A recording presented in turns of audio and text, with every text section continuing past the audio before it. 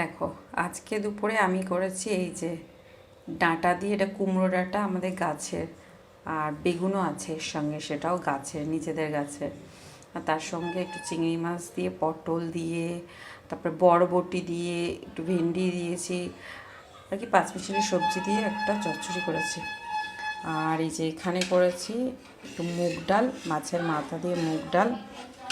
আর এখানে করেছি ডিম দিয়ে, ডিম দিয়ে একটু আর কি তরকারি মতন করেছি, কিন্তু এটা আলু ছাড়া।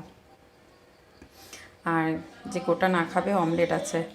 আর এখানে একটু করেছি এই যে সজনে ডাঁটা ছিল অল্প, সেই সজনে ডাঁটা দিয়ে আর এই যে আলু দিয়ে একটু তরকারি করে নিয়েছি।